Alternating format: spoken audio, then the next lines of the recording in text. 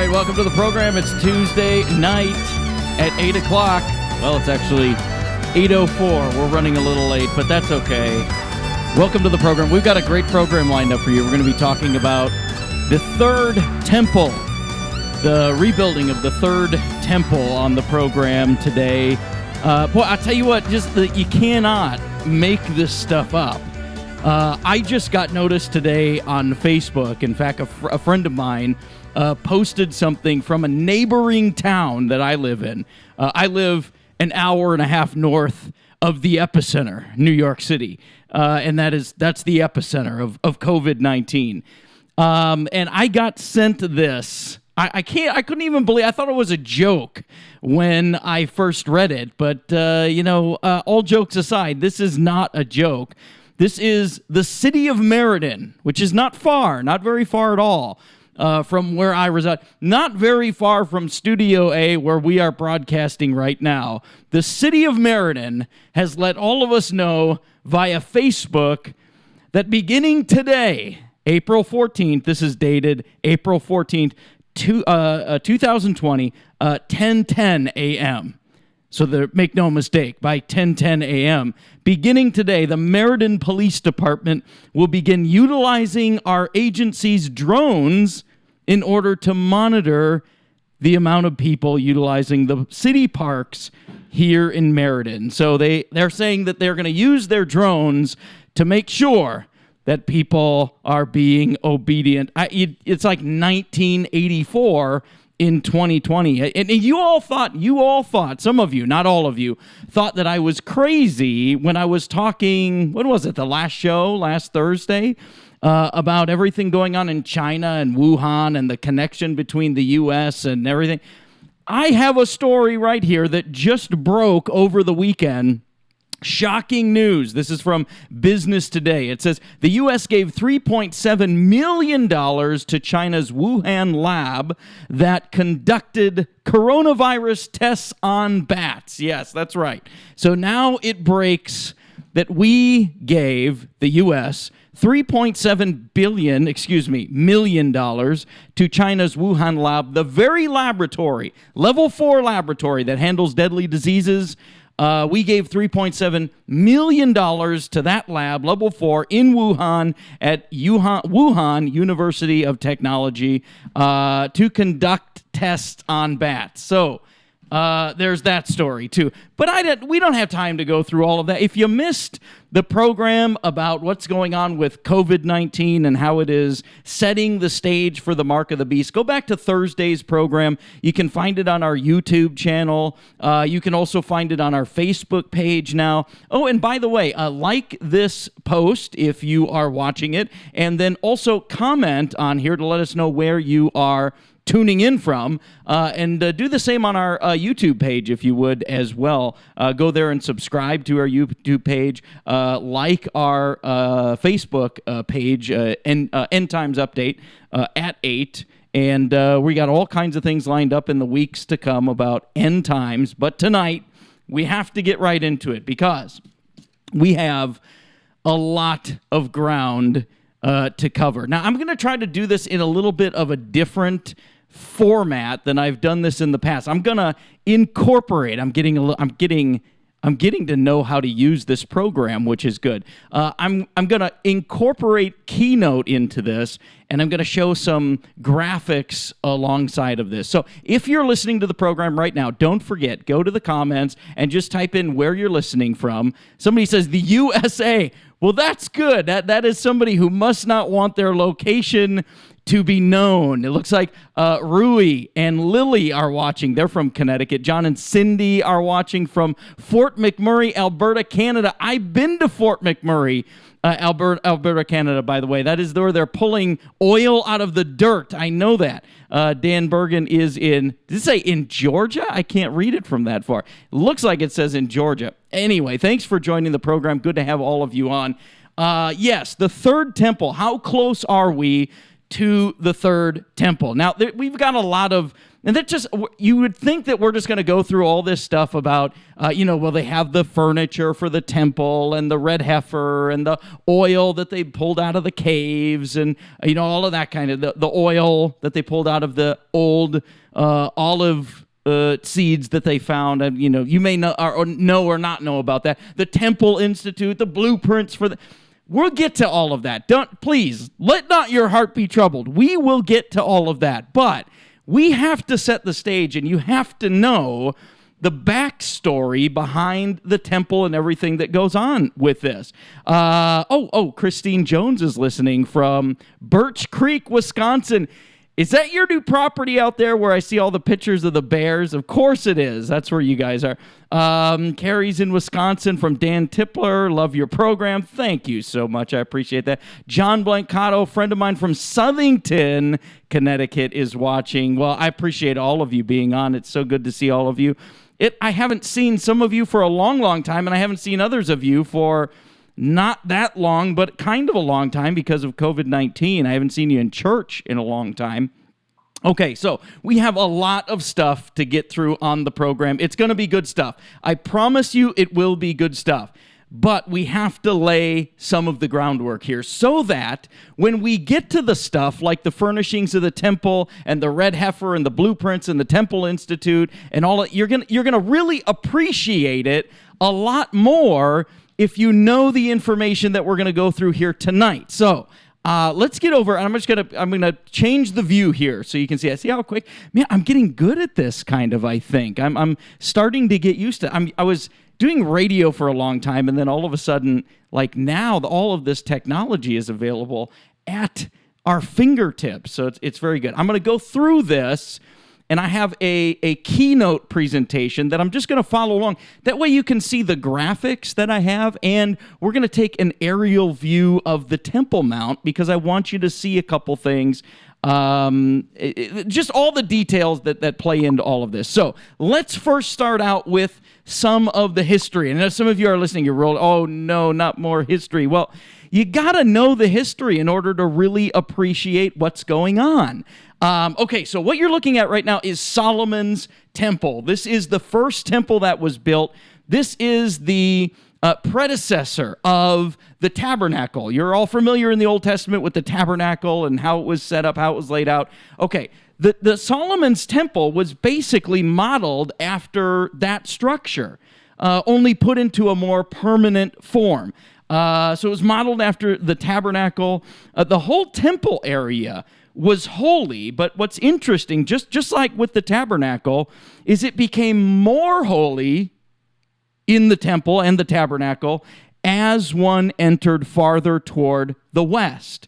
So basically, what this is that as you walk into the temple proper from the east to the west, it becomes more holy. So it goes, the outer court, then it goes into the temple proper, then it goes to the Holy of Holies, and that's the holiest part of it all. It's interesting to note that with that progression is sort of God reversing the Garden of Eden. If you think about it, God sent them out toward the east, right?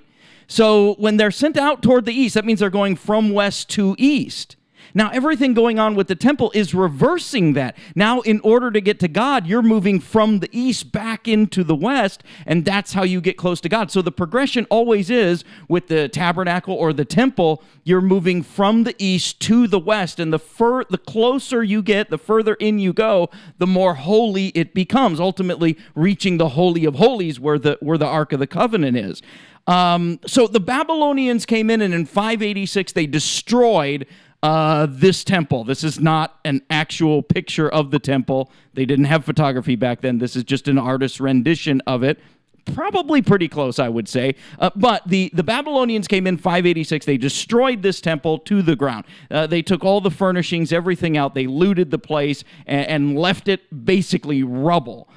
So what that leads us next to then is the second temple. There was a rebuilding of the temple after Solomon's temple was destroyed. This temple was started by Cyrus the Great in 538 BC. Now, what's interesting is that a lot of people are claiming that President Trump is the modern day Cyrus, And we'll talk about this maybe in this program if we get to it. Certainly the next program, we'll do a part 2 to this.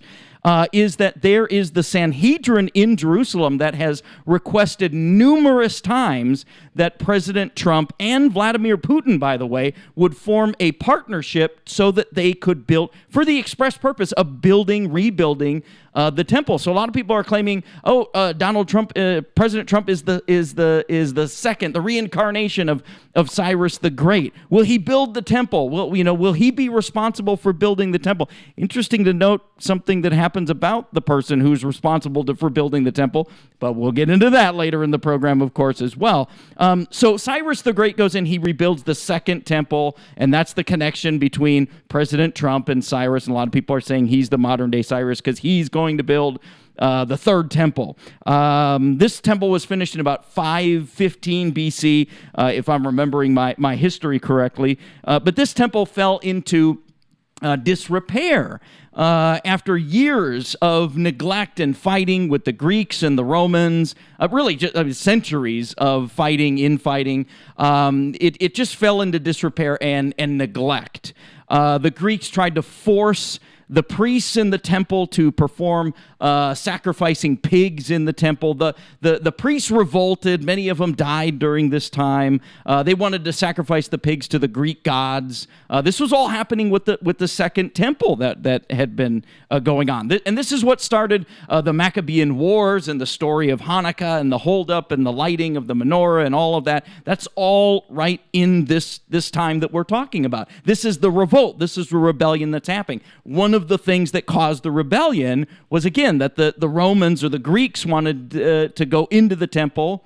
Actually, let me correct that. They didn't want to go in the temple. They wanted to force the priests of the temple to perform sacrifices to their gods and use pigs. And of course, the Jewish priests would have none of that.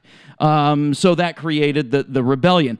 In 63 BC, then Pompey, who was a Roman general, came in, and he entered the Holy of Holies and desecrated the temple. From that point on, it was just another building to the Jews, really, because he had walked into the temple, the Holy of Holies, desecrated the entire temple. Then 9 years after that, Crassus came in. He was also a Roman general, and he looted the whole place. I mean, he took everything, all of the furniture, once again, just destroyed the place and left it in complete disrepair. So then that fast forward to 20 BC, and that's where Herod the Great comes in. And that is the temple, by and large, that you see depicted today. Chances are 90% of the pictures that you see of Herod's of any temple, Jewish temple, is going to be Herod's temple. I'm sure that many of you have seen this. Basically, what he did was he now remember that when the former temple, the second temple, just fell into disrepair after it was built. It was considerably smaller, by the way, than Solomon's temple, the first temple. But it wasn't destroyed to the ground. There was still the structure left. And so what Herod did was he came in and he basically repaired the place. He renovated the entire temple. He fixed all of the gold fixtures. He brought back in the furniture. And then not only did he repair it and renovate it, but he also expanded the temple, and that became known as Herod's. And you can see this right here, that even the court is bigger. You can see that the outer court is bigger. He added a court for the Gentiles. He added a court for women. So he expanded the overall footprint of the temple, but he didn't expand the temple size itself. The temple proper was the same structure, just renovated, and then he expanded the courts on the outside. He grew that. Now, why did he do this? Because he was such a great guy and he loved the Jews?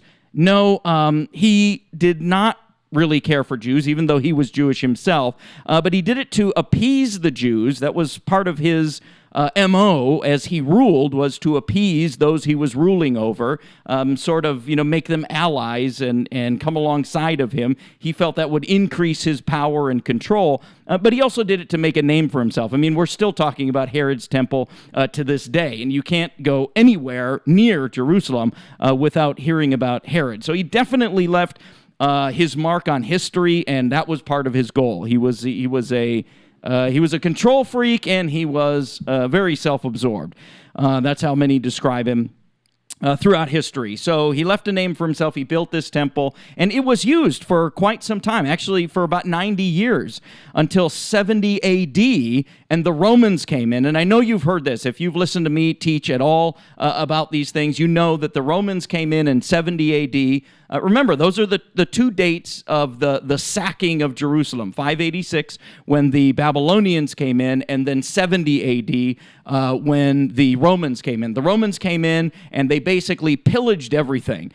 Josephus writes about it, and he even says that what he saw and what he experienced, that was no humanity in anything, and there was nothing left really at the end. Everything was pillaged and destroyed. By the way, fulfilling Christ's prophecy in Matthew 24 when he told his disciples that, and he pointed to the temple, and he said, "There shall not be one stone left upon another." That's because the Roman soldiers went in, they found the temple, they saw the gilding of the gold on the walls and everything, and they lit the place on fire. The fire melted the gold on the inside of the temple, and it ran down into the foundation like water. And those soldiers went in there, and they uprooted every stone of that temple. And the Bible, Christ even says, "There shall not be one stone left on one upon another that shall not be thrown down, or that shall not be cast down," fulfilling another prophecy that those Roman soldiers went in there and didn't just knock over the walls, but they actually took those stones and threw them off the side of the Temple Mount. I've been to the Temple Mount, like 3 times, 3 separate occasions. And I've seen the piles of stones at the bottom of the Temple Mount that they threw over. So Christ's prophecy was exactly fulfilled just the way he said in Matthew 24, thanks to that fire that was started by those Roman soldiers and their greed, and they went in there to get the melted gold out of the foundation, and so is history. There was no temple left after that. It was gone. In fact, for 1,900 years now, there has been no temple. There has been no sacrifices. The Jews have no way to sacrifice. It's a huge part of their religion that's missing.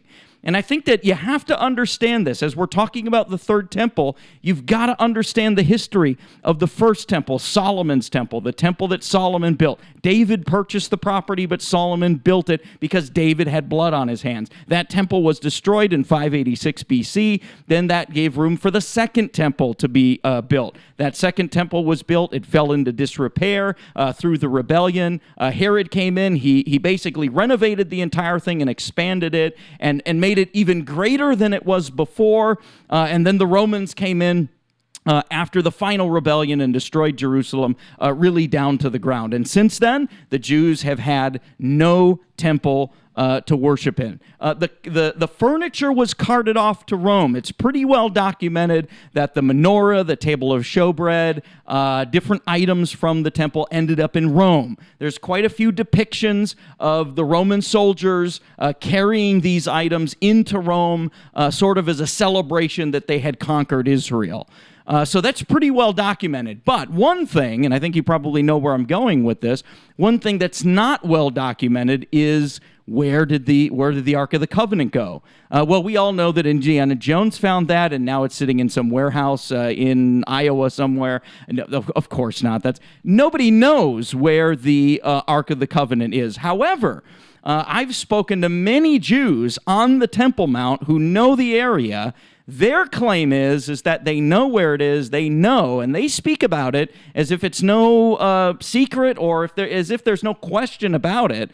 They speak about it as if it is a fact that it is underneath the Temple Mount. Their claim is that when the Romans came in and sacked Jerusalem and started to go after the temple, those priests in the temple had somewhat of an escape hatch that they were able to lower the Ark of the Covenant down deep into the Temple Mount. And certainly, I've been under the Temple Mount. I've explored underneath the Temple Mount pretty much at great length. I've been under there. I was brought by some rabbis that I know and Jewish friends of mine to an opening that was all stoned up. Look, it had been stoned up for years. And they said, "Pastor Brad, we know that on the other side of this wall is the Ark of the Covenant." Now, I can't verify that. All I know is that they spoke about it as if it was fact, and there was no question in their mind that the Ark of the Covenant was in that chamber behind that wall.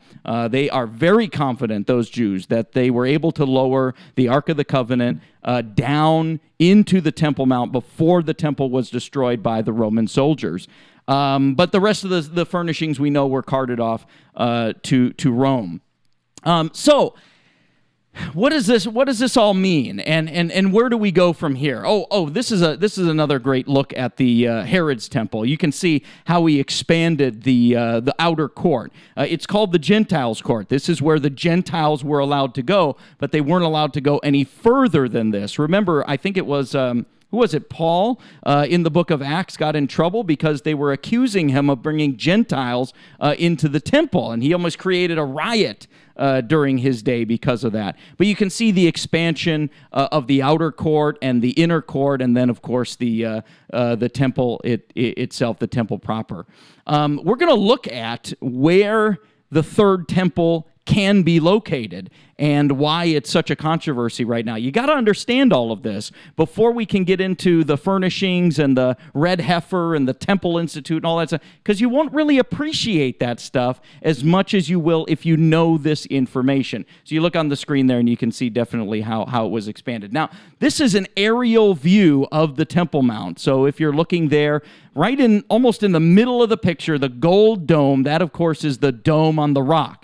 That has nothing to do with the temple. Now, a lot of people think, and we'll talk about this later on in the program, a lot of people just look at that and they go, oh, well, that has to be where the temple was located.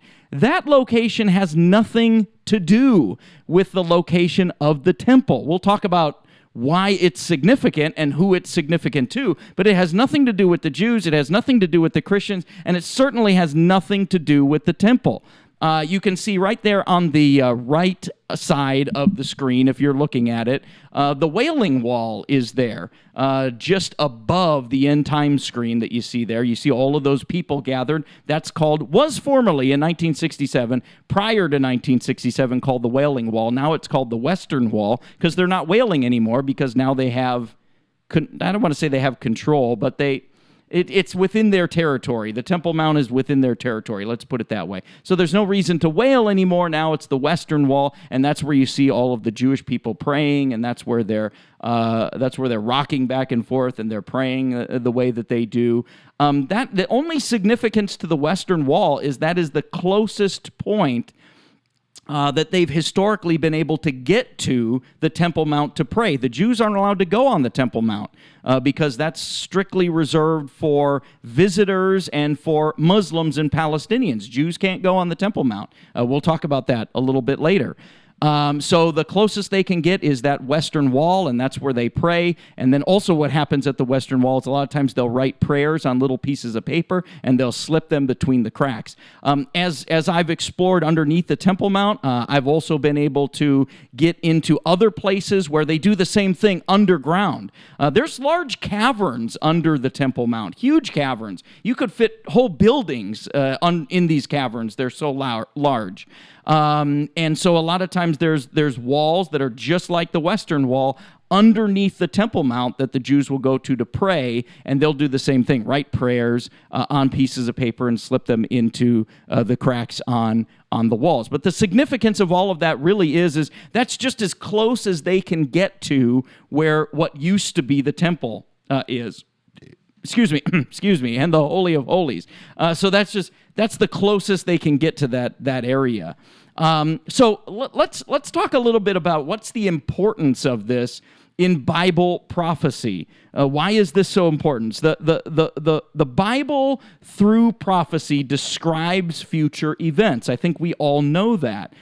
But what's the biblical evidence for a new temple? Okay, so let's look at this. Let's look at a couple verses and look at what those verses have to say. And I'm going to go to the book of Daniel here and look at some of these Daniel prophecies, and we'll kind of dig this out just a little bit. I want to give this to you because I want anybody, I don't know where our listeners are coming from. Some of you may be brand new into studying this. Some of you may not be so new, and you might need to get caught up a little bit. But the Bible specifically says that there will be a temple in the future, particularly during the tribulation period. And so that's why we're talking about this, because if we know that there's a temple in the tribulation period and we see all of the things aligning to build that temple, we know that we're getting really close to that tribulation period and that time of Christ. Remember, we've talked about this before, how we're in the beginning of sorrows right now, so we know that we're coming very close to that.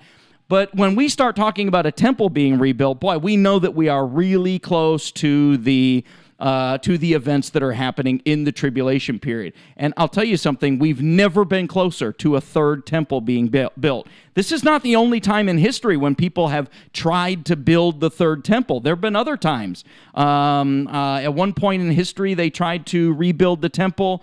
They got the okay from the emperor, and boom, an earthquake happened and wiped everything out. So, no temple. Another time, rebellion would break out. They'd be so close. They'd get the permission, they'd get the money, they'd get everything, and a rebellion would happen, and no temple. So this has been tried throughout history. It's just never come to fruition. But we've never been closer to the rebuilding of the temple coming to fruition. So let's look at the Bible and see what the Bible has to say about this. First of all, we look at this in Matthew chapter number 24 and verse number 15. This is where it talks about the abomination of desolation. Now let me read this for you. This is Christ talking about the events in the tribulation period, and where he's referring to is probably about halfway through the tribulation period. And he says, "When ye, therefore, shall see the abomination of desolation spoken of by Daniel the prophet, stand in the holy place, whosoever readeth, let him understand." Now, when you go to Daniel and you look at chapter number 9 and verse number 27, and when you go to chapter number 11 and look at verse number 31, it makes it very clear what is being talked about here. Christ is talking about a time when someone called the Antichrist is going to go into the temple, and he's going to create what he calls an abomination of desolation, and he's going to cause the sacrificing to cease. Now, this is key to understanding all of this. It says in verse 27, "And he shall confirm the covenant with many for 1 week, and in the midst of the week he shall cause the sacrifice and the oblation to cease, and for the overseeing of abominations he shall make it desolate, even unto the consummation, and the determined shall be poured out upon the desolate." If you jump over to Daniel chapter number 11, again, this is talking about events in the tribulation period, and verse number 31, it says, "And arms shall stand on his part, and they shall pollute the sanctuary of strength, and they shall take away the daily sacrifice, and they shall place the abomination that maketh desolate." So what's being talked about here is Christ says, now you will know that there's going to come a time when the beast will walk in, the Antichrist will walk in, to the Holy of Holies, and he will desecrate the temple, and he will cause all of the daily sacrifices to cease. So what we know, first of all, is that during the tribulation period, there is, in fact, a temple. And that temple isn't just a building that's sitting there vacant. It is a temple that is operating with daily sacrifices, oblations happening, sacrifices that are happening. All the workings of the temple are going on during this time. Now, the Antichrist walks in, and the Bible tells us, we'll look at the next verse, he sits down and he declares himself basically to be God. And at that moment, all of the Jews realize, this guy who we trusted, not to be trusted at all. And so that causes the sacrifices to cease. And at that moment, all of a sudden, the persecution of the Jewish people really ramps up and starts to happen. Now, we don't have time to talk about the events of the tribulation period. All we're pointing out is simply to say that Christ makes very clear, during the time of tribulation, there's going to be a temple, and in that temple, there's going to be sacrifices, there's going to be ministries, there's going to be things that are happening that happened in the Old Testament. All of the workings and the washings and the cleansings and the sacrifices, the daily sacrifices that take place. All of those things are going to be happening during the tribulation period. Now, those things couldn't be happening without a temple, without an inner court, without a holy of holies, without all of those things going on. And so it makes it very clear that there has to be a temple that takes place.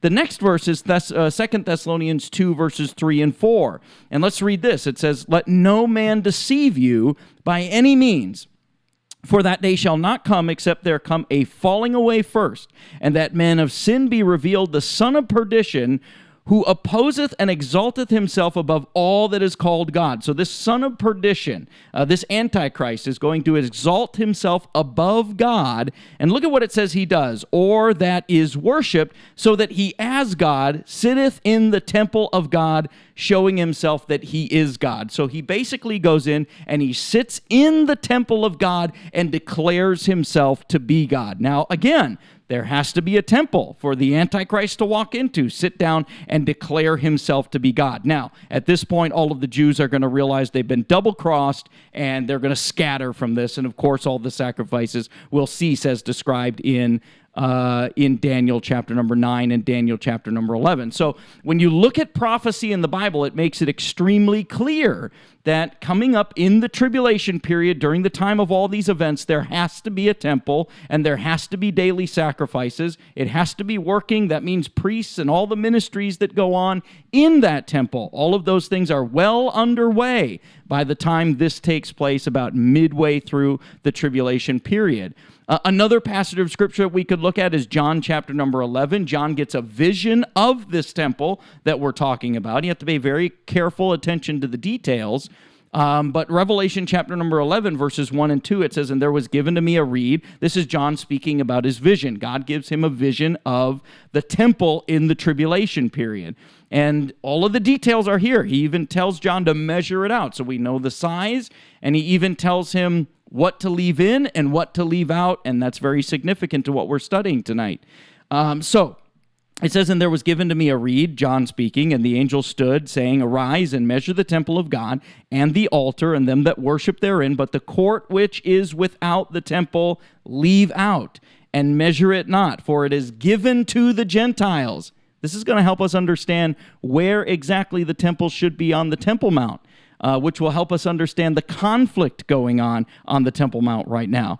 But it's that the outer court is given to the Gentiles. The holy city, they shall tread under foot 42 months. So basically what God is saying, here is the Temple Mount, measure it, this is the size of it, but leave the outer court out. That is given to the Gentiles. It'll be tread under their foot for 42 months. Okay, so keep all of that in your mind. All I want you to know is to know the verses that make it abundantly clear, overly clear, that there is, in fact, going to be a temple during the tribulation period. And in order for that temple to be working and operating in the tribulation period, we know that it has to be started well before. It's not something that they can throw up in a week. It's not something that they can build in a month or two. This is something that's going to take years and years of planning and coordinating and orchestrating and bringing things together. And that's already starting in Israel, by the way. No other time has it been as far as it is right now. We've talked about this before. We'll talk about this in part 2. They have the blueprints for the Temple Institute, already done. Those blueprints are already drawn out. Again, I've been to the Institute. I met the curator there, Yehuda Glick. That was back when he was a curator, back when I was there the last time. And so there's that. There's the furnishings for the temple. I've seen it. The menorah is there. I've seen that. The red heifer is now available. There's all kinds of things, all these details. It's just ready to go. All they need is a building. That's all that we're waiting for right now. Well, the Bible says that in prophecy, looking forward into the tribulation period, there is going to be a building, and all of those ministries and those sacrifices in the temple operation will be, in fact, working. So John is given a vision of this. This is basically preceding the second coming of Christ, this vision that John gets, and it's also preceding the Battle of Armageddon as well.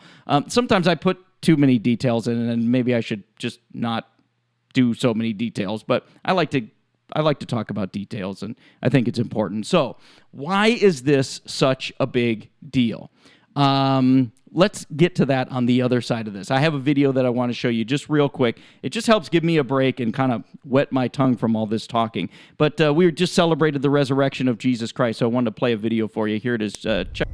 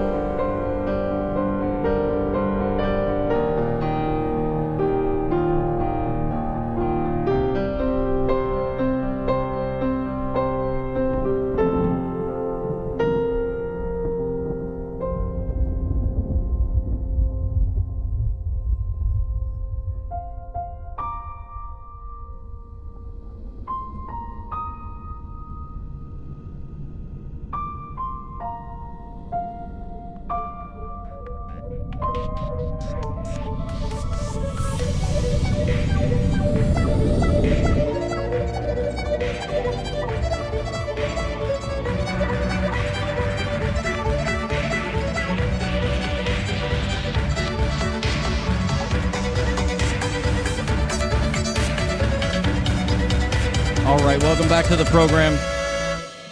Thank you for that. It just gives me a chance to breathe, as you can imagine, just like talking for a half hour straight really sometimes just kind of makes your throat dry.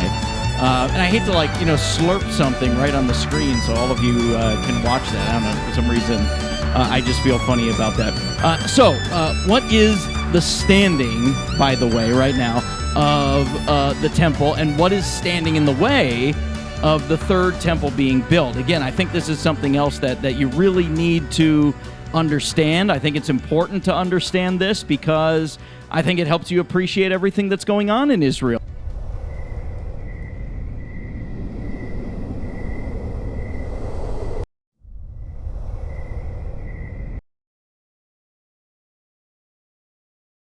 Oh, there I am. Okay, good. I'm starting to get a hang of how this works. So, what is standing in the way of Israel building? I mean, if it's their territory, why don't they just go up there and build a temple right now? Why is it such a big deal?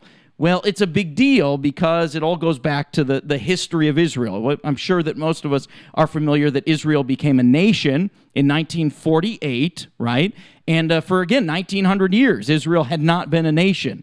Then all of a sudden, after World War II, because the world and the UN felt sorry for what had happened to the Jewish people, all of a sudden it was like, wow, let's give them this piece of land back. Let's give them their homeland back. And there was a big push to do that. Zionism, it was called, and to give Israel their land back.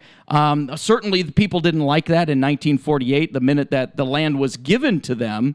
All of a sudden, Egypt came against them, and Syria came against them as well. I mean, it was like almost instantaneously that the UN and the British Empire had given Israel their land back. Immediately, Syria and Egypt comes against them. Well, they're able to fight off in a miraculous way Egypt and Syria and win that battle.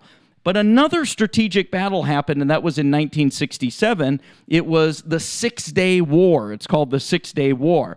And the IDF had an amazing victory during this time. They took during this, and who came against them again? It was Egypt again. Jordan was in this. Syria as well. Lebanon. I mean, they had all their enemies had surrounded them, and Israel was able to push them back. I would say that they acted preemptively about some things about attacks that they knew were going to happen. But I think that they attacked Egypt, and then they attacked Syria as well. They were air raids at first, and then it just became a full-on, like, boots-on-the-ground war. And what ended up happening was they took territory. So they took the Sinai Peninsula, they took the Golan Heights, they took the Gaza Strip, and they took East Jerusalem. That's the old city, by the way, which includes the Temple Mount. And you say, well, there it is. They took the Temple Mount in the War of 1967, the Six-Day War. It's not that easy. It's never that easy when it comes to this stuff. So they had the Gaza Strip, they had the Golan Heights, East Jerusalem, the Temple Mount from this war. So they had the Temple Mount. And I don't want to get into the Gaza Strip and all those other things. Through concessions over the years, they've given a lot of those places back, like part of the West Bank. They've given back the Gaza Strip. They've given that back in 83 and 91 and 2011, 2000. All along the way, there's been all kinds of accords and meetings. It seems like whenever Israel sits down at the table with the UN and the Palestinians, they lose something. They lose property, and that's certainly what's happened. So what happened immediately after the Six-Day War in 1967, when they took the Temple Mount, it was under their control. It was theirs. They had reclaimed it back, essentially. They were left with three options. Number one, they could force the Muslims to share the site with them, which would have been absolutely, like explosive to do that. So they knew there would have been all kinds of political and military problems and just violence that would have happened from that. They could have just went and just destroyed the Dome on the Rock and wiped it off and started building a temple. They knew that the whole the whole Arab world would have been against them at that point as well. So basically what they decided was their third option was to leave it how it was.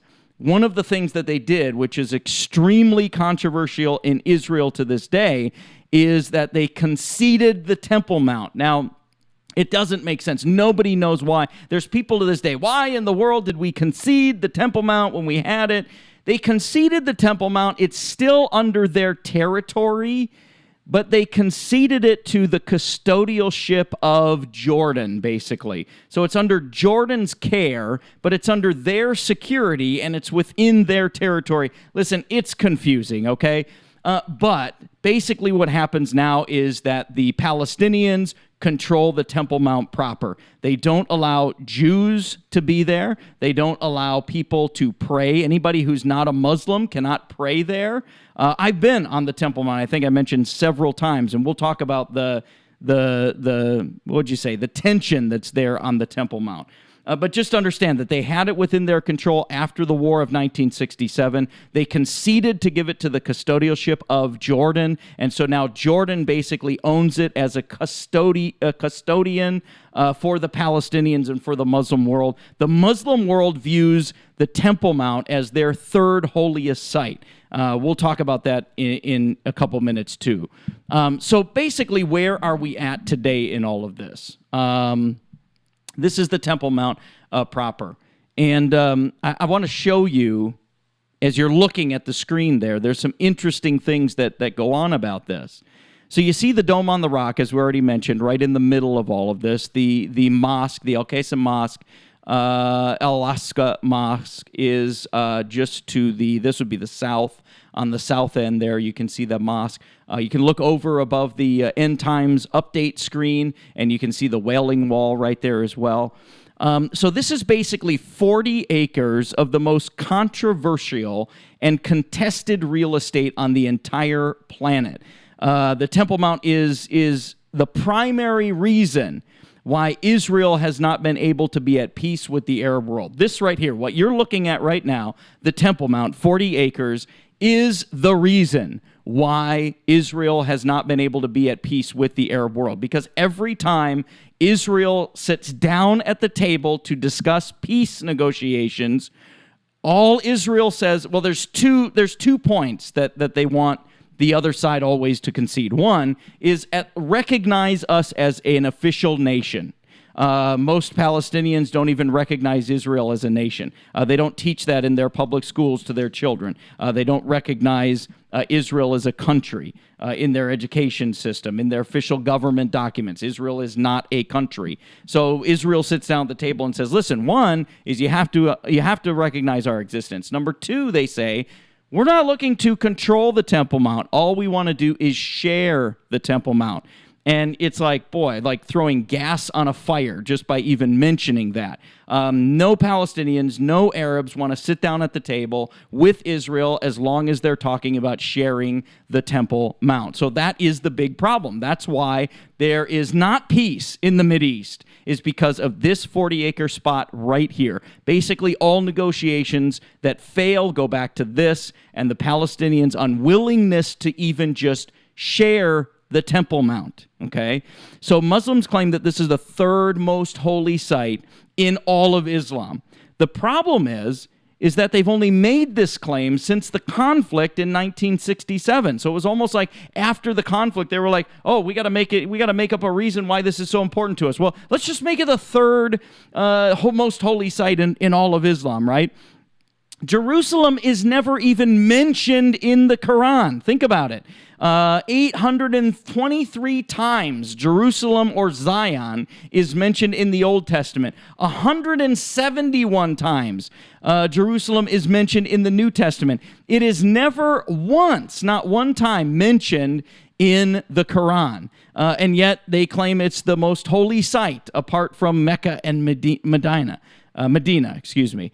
So in fact, the Jews on the Temple Mount are not allowed on the Temple Mount except for very rare events, and even when those events happen and they are allowed on the Temple Mount, all you see is rioting, and a lot of times when you see rioting in Jerusalem, it's because there was some special occasion where they allowed the Jews on the Temple Mount and the Palestinians erupted into some kind of riot and violence.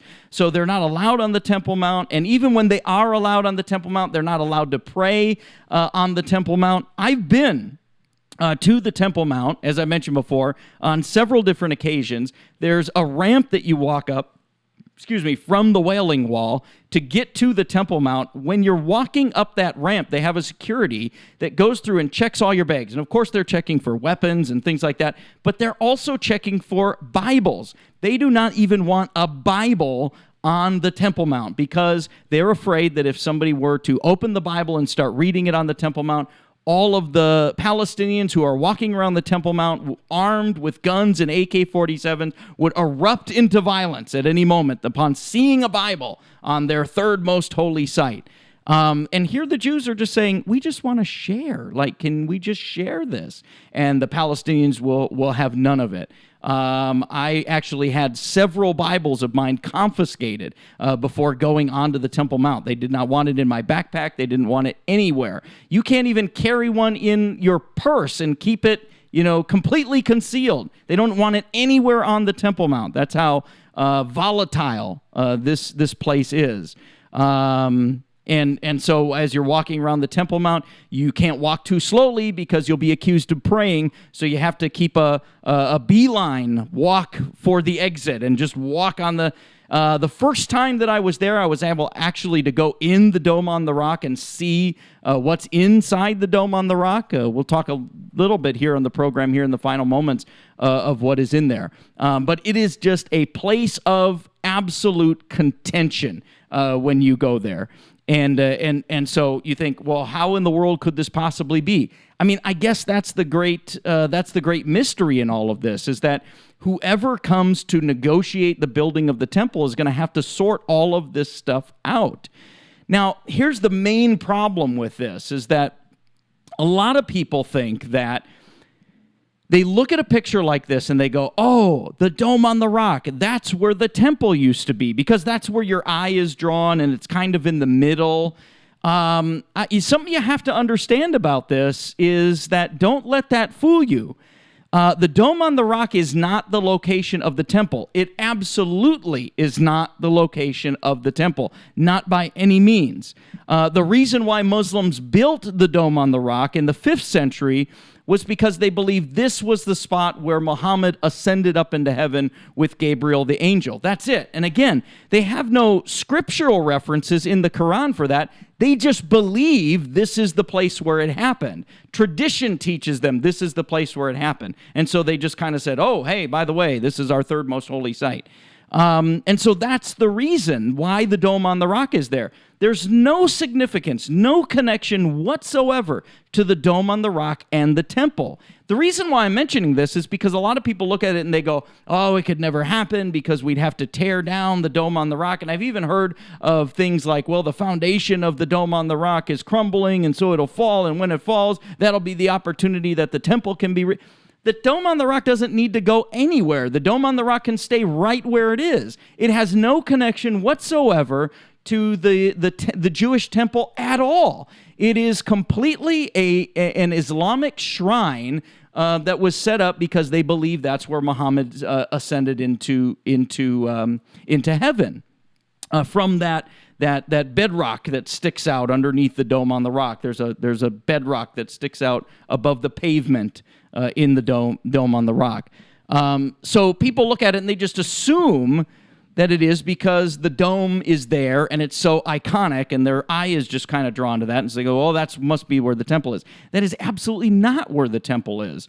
In fact, there's a good reason to believe that is absolutely not where the temple is, because if you remember in 2 Chronicles 3:1, the Bible says that David purchased from Ornan a threshing floor, and he made that the altar, which ultimately became the ground for the Holy of Holies in the temple, which ultimately became the foundation for the temple. When you look at the rock underneath the Dome on the Rock, that is not a threshing floor stone. It is rough, it is uneven. You would not be able to thresh anything on that. However, there's something interesting, though. So if it's not there, then where is it? Well, let me just share with you on the program, in the final moments that we have here, a compelling theory about where the temple actually was located. First part to this theory is that the temple was located just north of the dome on the rock. That is the red arrow that you see on the screen right in front of you. So that red arrow basically points to another smaller dome.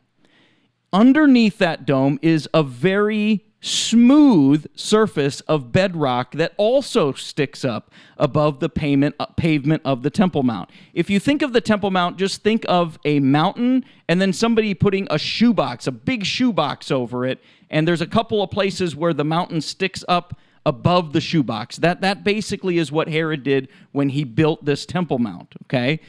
Well, above this, there is this dome that's next to the red arrow. Underneath that is a very smooth stone that looks very much like a threshing floor. Now, the interesting thing about that is this dome, right next to the red arrow, you can see it on the picture there, that dome is called the Dome of Tablets. It's also called the Dome of Spirit. So it's interesting that there's a connection both to what it's called traditionally and the Holy of Holies, but that's not the most compelling evidence. And again, underneath that, I'll show you a picture here in just a few moments, but underneath that is a naturally flat stone that looks like an ancient threshing floor. It's very interesting to see that. Here's something else that's interesting. Josephus writes in his records that you could stand at the gate of the temple and look through the Golden Gate, the East Gate, and see the Mount of Olives. Now, that red arrow that you see right there, that is where if that threshing floor is Ornan's threshing floor, that would be where the Holy of Holies would be located. Okay? Now, look at the next red arrow. That is the Golden Gate. Okay? So you're starting to see the temple would be facing east, as we talked about earlier in the program. You're looking from the gate of the temple through the Golden Gate, where the upper red arrow is, and look at what happens. Wow, you go straight through, and there's the Mount of Olives. This really, if you put any weight on Josephus's record, which has been proven to be historically accurate, and he's saying that you can stand at the gate of the temple, you can look through the Golden Gate, and you can see the Mount of Olives. He testifies that you can do that in his writings. Well, this is the only place where the temple could be in this northern area. It's the only place where you can look through the Golden Gate and see the Mount of Olives on the other side. So it also faces perfectly east, the Mount of Olives, where the Lord is going to descend, and his foot shall touch the Mount of Olives, according to Zechariah chapter 14, verses 1 through 4. Here's something interesting as well. Remember we talked about Revelation chapter 11 and verse number 2? And remember the record there? Remember that's the vision that John was getting? During that vision, God describes the temple to him. And this is the temple of the tribulation period. And he gives John a reed, and he tells him to go measure that. Now, in verse number 2, he gives a particular piece of information. And he says, "But the court which is without the temple leave out." So he says, the outer court is not going to be part of this tribulation temple. And he says, "And measure it not, for it is given to the Gentiles." Now look at this. I'm going to superimpose a yellow square, a rectangle there. That could be where the temple would be located. I think maybe a little bit further to the east if you want to put the Holy of Holies right where the dome of the tablets are. However, but look at that. Look at the rest of the Temple Mount. It is what? Given to the Gentiles, to the Muslims, to the Arabs, to the Christians who walk through here. Remember, Jews are not allowed to go up here. This area has been given to the Gentiles. So it's interesting that we're not talking about the entire temple, including the outer court. We're just simply talking about the temple proper. That's all that needs to fit on here. And there's certainly enough room in this northwest corner of the Temple Mount, and it certainly lines up with what Josephus said about looking from the temple through the east gate, the Golden Gate, and seeing the Mount of Olives. It leaves enough room for the Dome on the Rock to remain there. So essentially, the temple could be there and operating, and still have everybody else, I guess, be kind of happy about it, or maybe not happy, but tolerable about it. So my theory is that the Dome on the Rock doesn't need to go anywhere, because if anything happened to the Dome on the Rock, I mean, literally, I've been under the Temple Mount, and they were trying to do some excavating under the Temple Mount. It almost started a riot. This was back in, 2005? It almost started a riot just simply because they were trying to dig out an area for excavating, because the claim was you're trying to implode the Dome on the Rock. So it almost turned into like some kind of international incident. So it's very contentious there. Everybody's afraid to do anything on the Dome on the Rock. So if you went in and tried to destroy that or dismantle the Dome on the Rock, you'd create World War III. But somebody with the right skills and abilities, namely the Antichrist, could go in there and he could negotiate peace between the Arabs and the Palestinians and the Jews, and he could get them to see, look, you can have your Dome on the Rock, you can have your mosque, and the Jews can have their temple way over here, and everybody can be happy. He's going to negotiate some kind of peace that will allow a temple to be built on the Temple Mount. It's interesting that when you look at the record of Maimonides, he was a 12th century Jewish philosopher. He wrote that he believed that one of the signs of the Messiah basically would be that he would rebuild the temple. So the person who rebuilds the third temple, that person will be the Messiah. That's what Maimonides, a Jewish philosopher, wrote.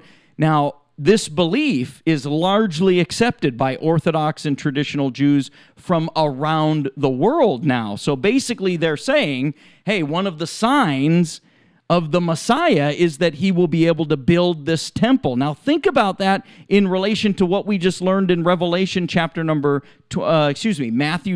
24, 2 Thessalonians chapter 2, and Revelation chapter number 11.